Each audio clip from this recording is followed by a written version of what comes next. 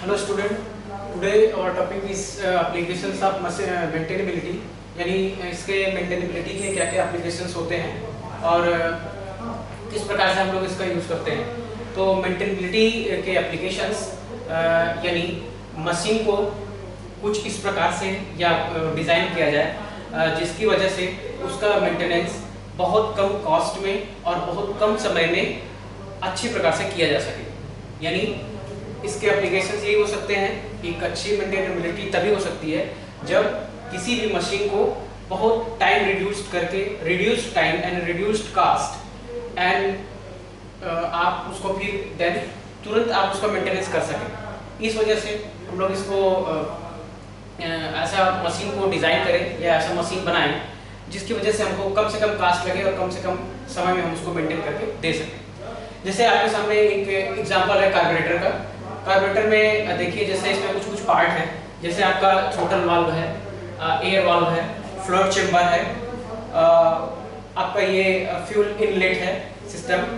ये इस कार्बोरेटर के कुछ ऐसे पार्ट्स हैं। कार्बोरेटर देखिए आपका एक ऐसे प्रकार से डिजाइन किया गया है जिसमें मेंटेनेबिलिटी बिल्कुल अप्लाई होती है। मतलब अगर मैं थ्रोटल वाल्व को खोल के उसको थोड़ा सा साफ करके लगा दूं तो फिर वो अच्छे से वर्क करने लगेगा। एयर वाल्व को अगर इसको खोल के फिर थोड़ा सा साफ करके इसको लगा दूं तो वो फिर अपनी जगह पे सही वर्क करने लगेगा। फ्लोट चैम्बर भी वही उसी प्रकार से है। मतलब देखिए इसमें कम कास्ट हो रही है, मतलब आपको साफ सफाई करने में नॉर्मल ज़्यादा से ज़्यादा क्या लगे, एक बहुत अगर मैं डालूँ तो इसमें कुछ एक प्रकार का आयल लग सकता है, ठीक है, और जो भी आपके साफ करने के छोटे मोटे इक्विपमेंट हैं वो लग सकते हैं। तो एक तरह से ऐसा हुआ कि एक मिनिमम कॉस्ट में हो गया और खोला, उसके बाद बना दिया, मतलब इसको साफ सफाई करके मेंटेन कर दिया, उसके बाद फिर लगा दिया, तो आपका टाइम भी कम इसमें लगा। तो इसी प्रकार से देखिए, मतलब हमारे प्रोडक्ट्स इस प्रकार से डिजाइन हो कि हमको कम समय में तुरंत मेंटेनेंस कर दें हम और कास्ट भी कम लगे। ये है एप्लीकेशंस ऑफ मेंटेनेबिलिटी की। तो ये था हमारा कार्बोरेटर। अब नेक्स्ट है आपका जो न्यू टॉपिक है वो है आपका वियर एंड इट्स इफेक्ट्स, यानी वियर और इससे होने वाले प्रभाव। यानी वियर और इससे होने वाले प्रभाव। वियर सबसे पहले हम समझते हैं व्हाट इज वियर। वियर क्या होता है? वियर देखिए, जब कोई भी मशीन को हम वर्क कराते हैं, किसी भी मशीन को हम वर्क करा रहे हैं, तो स्वाभाविक सी बात है मशीन रन करेगी या रन करेगी। अब मशीन रन करेगी तो मशीन के जो पार्ट्स होते हैं, कुछ ऐसे पार्ट्स होते हैं जो इनको हम लोग मूवेबल पार्ट्स बोलते हैं, यानी चलने वाले पार्ट्स होते हैं, ठीक है। मूवेबल पार्ट्स मशीन के होते हैं बहुत सारे, ठीक है। तो मूवेबल पार्ट्स जो हैं वो आपस में क्या करेंगे? फ्रिक्शन जनरेट करेंगे, ठीक है, और फ्रिक्शन होगा तो स्वाभाविक सी बात है वियर होगा, यानी घिसाव होगा। किसी भी मशीन में हम लोग ऐसा नहीं बोल सकते कि इस मशीन में वियर नहीं हो सकता, घिसाव नहीं हो सकता। हम लोग उसको लुब्रिकेंट्स, बाई लुब्रिकेंट्स और ऑयलिंग, ग्रीसिंग, ये सब करके हम लोग को कंट्रोल कर सकते हैं, लेकिन बिल्कुल कम किया जा सकता है ऐसा नहीं कर सकते। क्योंकि अगर कोई मशीन है और वो अगर चल रही है, रन कर रही है, तो उसके मशीन के मूवेबल पार्ट्स हैं, दो पार्ट्स हैं, उनके बीच फ्रिक्शन जनरेट होगा। ये स्वाभाविक सी बात है और इसको हम लोग कम नहीं कर सकते। कम कर सकते हैं तो बाय लुब्रिकेंट्स, ठीक है, बट पूरी तरह से कम खत्म नहीं किया जा सकता है। तो वियर वही होता है जब कोई मशीन वर्क करती है तो वर्किंग कंडीशन में जो दो मूवेबल पार्ट्स होते हैं उनके बीच में जो फ्रिक्शन जनरेट होता है, उस फ्रिक्शन जनरेट होने के कारण उस मशीन के पार्ट्स में जो बदलाव आते हैं, चेंजेस आते हैं, वो किसके कारण आते हैं? वियर के कारण आते हैं। और उसी को हम लोग बोलते हैं कि घिसाव, ठीक है। यानी फ्रिक्शन हुआ, आपका दो मूवेबल पार्ट्स आपस में मूव किए, वर्क किए, तो आपस में अगर टकराएंगे तो घर्षण होगा, फ्रिक्शन जनरेट होगा, फ्रिक्शन जनरेट हुआ तो आपका वियर होगा, ठीक है।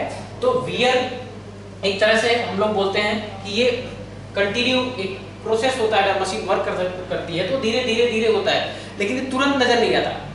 1 मंथ, 1 वीक, 2 वीक, ठीक है, उसके बाद हमको वियर नजर आता है।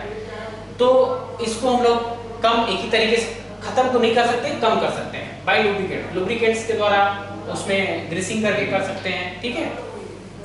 तो आज हम डिस्कस करेंगे मेन सिम्टम्स ऑफ वियर के।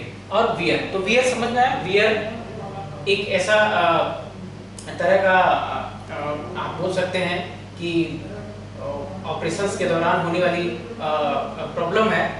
जो मशीन अगर हम मूव कर रही है तो दो पार्ट्स अगर आपस में रन कर रहे हैं तो रन करने के दौरान या मूव करने के दौरान उनके बीच में जो फ्रिक्शन जनरेट होता है, फ्रिक्शन के कारण उस पार्ट्स में या उस मूवेबल जो पार्ट्स है उसमें जो चेंजेस आ जाते हैं वो चेंजेस आपके वियर के कारण होते हैं और यही एक तरह के वियर होता है।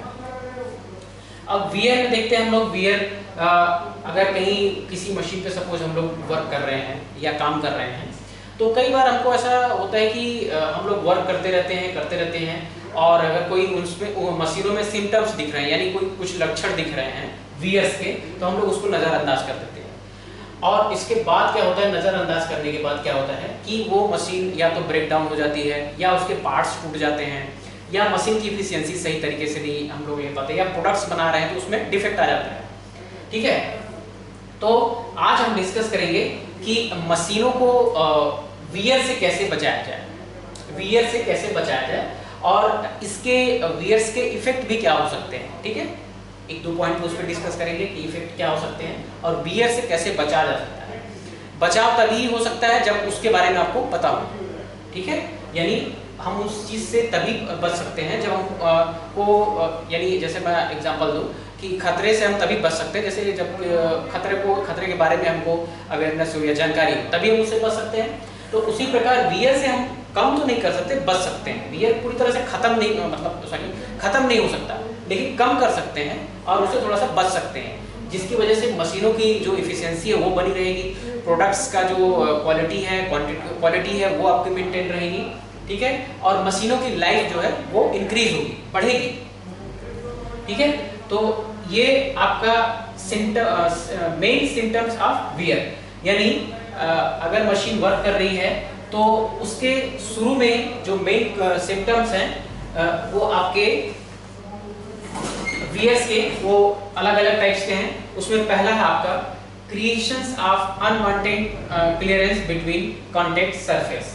यानी देखिए कई बार अगर मशीन कोई वर्क कर रही है, ठीक है, तो जो दो पार्ट हैं उनके बीच में कभी कभी गैप आ जाता है, ठीक है। जो हम लोग बिना चाहे हुए भी उसमें गैप आ जाता है, क्रिएट हो जाता है, ठीक है। तो हमको इस चीज को ध्यान में रखना है कि आपका अगर इस टाइप का कुछ अगर केस आता है आपके किसी भी मशीन में या किसी भी उस मशीन वर्क करते समय, ठीक है, तो हमको क्या करना है, इस जो क्लियरेंस है उसको कम करना है और उसको प्रॉपर हमेशा रूटीन वाइज चेकअप करना है। मेंटेनेंस नहीं बोल सकते, रूटीन चेकअप करते रहना है, ठीक है। और ज्यादा अगर हो रहा है तो ऑयलिंग और ग्रीसिंग से अगर कंट्रोल नहीं हो रहा है तो हमको उसको मशीन को रोक के ब्रेक डाउन करके उसको फिर से उसमें जो भी छोटा मोटा मेंटेनेंस है करके फिर आगे मशीन को स्टार्ट करना चाहिए। अगर हम इसको नजरअंदाज करते हैं तो मशीन के पार्ट्स टूट सकते हैं या और कोई प्रॉब्लम हो सकती है जिसकी वजह से क्या हो सकता है, मशीन ब्रेक डाउन हो सकती है और एक छोटी सी प्रॉब्लम की वजह से अगर ये टूटता है तो हो सकती है मशीन में बड़ी प्रॉब्लम आ जाए। तो ये हो गया आपका creation of unwanted clearance between contact surface. Second है आपका abnormal heating of some elements और पोर्शंस ऑफ मशीन। यानी मशीन अगर वर्क कर रही है तो स्वाभाविक सी बात है कुछ पार्टों में उसके कुछ पार्ट्स में हीटिंग आ जाता है, वर्क कर रहा है तो कुछ हीटिंग आ जाता है। बट अगर वो हीटिंग ज्यादा है, ठीक है, अगर हीटिंग ज्यादा हो रही है या बहुत आधा घंटा मशीन वर्क की, 10 मिनट मशीन वर्क की और वो बहुत ज्यादा हीट हो जा रहा है तो हमको उस चीज को देखना है और मशीन को बंद करना है और पहले उस प्रॉब्लम को सॉर्ट आउट करना है, तब मशीन आगे चलाना है या आगे उस पर वर्क करना है या उस पर ऑपरेशंस करना है। नेक्स्ट है creation of vibration in machine, ठीक है। मशीनों में क्या होता है, वाइब्रेशन क्रिएट हो जाता है, बहुत ज्यादा उसमें वाइब्रेशन आने लगता है। तो ऐसे में क्या होता है, हम बोलते हैं कि नहीं ठीक है कोई भी जरूरत नहीं है, हम इसको रन करेंगे, यानी उसको थोड़ा सा चलाते रहते हैं यानी नजरअंदाज करते हैं। तो इसकी वजह से भी क्या हो सकता है, प्रॉब्लम हो सकती है। यानी आपके मशीन अगर आप वर्क कर, सपोज लेथ मशीन है, अगर मैं उसमें चला रहा हूँ उसको, तो उसमें अगर वाइब्रेशन हो रहा है या कोई और प्रॉब्लम हो रही है, तो स्वाभाविक सी बात है या तो मेरा सही तरीके से मोटर नहीं फिट है उसमें, या बेड में कुछ प्रॉब्लम है, या कैरेज में प्रॉब्लम हो सकती है, या कोई और पार्ट्स उसका खराब हो सकता है। यानी आप मशीन अगर ऑन कर रहे हैं, उसमें ज़रूरत से ज़्यादा अगर वाइब्रेशन है तो आपको ज़रूरत है उसको ठीक करने की और उसके बाद मशीन को ऑन करने की। नेक्स्ट है क्रिएशन ऑफ एबनॉर्मल साउंड और नॉइज ड्यूरिंग ऑपरेशंस। यदि आप मशीन पे ऑपरेशन कर रहे हैं तो उसमें क्या होता है, साउंड बहुत ज़्यादा आ रहा है, नॉइज बहुत ज़्यादा आ रही है, ठीक है, तो पहले आप वो मशीन को बंद करिए या एक बार और चालू करिए पहले, और चेक करिए, वैल्यूएट करिए कि कहाँ से ये आवाज़ आ रही है, और वहाँ पे जाके जो भी प्रॉब्लम है उस प्रॉब्लम को सॉर्ट आउट करिए, उसके बाद मशीन आप ऑन करिए। नेक्स्ट है sudden drop in the efficiency of machine. अगर आपकी मशीन वर्क कर रही है और अचानक से उसकी एफिशिएंसी कम हो जाती है, यानी काम करने की क्षमता अगर अचानक से कम हो जाती है, तो भी आपके मशीन में डिफेक्ट हो सकता है, यानी प्रॉब्लम हो सकती है। तो सबसे पहले अगर मशीन की एफिशिएंसी कम हो रही है या अगर सही एफिशिएंसी नहीं दे रही है, तो आपको ज़रूरत है कि आप मशीन की एफिशिएंसी को बनाए रखने के लिए उसमें सिम्टम्स को आइडेंटिफाई करिए और उसका उस प्रॉब्लम को सॉर्ट आउट करिए, या उसको मेंटेनेंस अगर हो सकता है उसको मेंटेन करिए, या और कुछ प्रॉब्लम है तो उसको हम लोग ऑयलिंग या कोई और दिक्कत है उसमें, तो उसको प्रॉब्लम को सॉर्ट आउट करें, उसके बाद मशीन को उस पर ऑपरेशन को परफॉर्म करें, ठीक है। नेक्स्ट है मैन्युफैक्चरिंग ऑफ डिफेक्टिव प्रोडक्ट्स। स्वाभाविक सी बात है, अगर आपकी मशीन खराब है या मशीन में कुछ प्रॉब्लम है, तो जो प्रोडक्ट्स आप उस पर बनाएंगे तो उसमें मैन्युफैक्चरिंग डिफेक्ट रहेगा, ठीक है। इसीलिए हम लोग उस पर बार बार मशीनों को मेंटेनेंस करते हैं, रूटीन चेकअप करते हैं। अगर ऐसा नहीं रहेगा तो आप जो भी प्रोडक्ट्स उस पर बनाएंगे वो सही तरीके से नहीं बनेगा, ठीक है, सही तरीके से नहीं बनेगा, और उसमें प्रोडक्ट्स में कुछ न कुछ डिफेक्टिव आएंगे, क्योंकि मशीन ही जब सही नहीं है तो सही प्रोडक्ट्स नहीं दे सकती। तो ये थे हमारे मेन सिम्टम्स ऑफ वियर्स, यानी क्या क्या लक्षण हो सकते हैं मशीनों में वियर के, ठीक है। उसमें आपका पहला था creation of unwanted clearance between contact surface, second है abnormal heating of some elements और portion of machine, and third है creation of vibration in machine, और fourth creation of abnormal sound और noise during operation, and fifth है sudden drop in the efficiency of machine, and last है manufacturing of defective products. तो ये थे आपके आज एप्लीकेशंस ऑफ मेंटेनेबिलिटी और wear and its effect and main symptoms of wear. Thank you.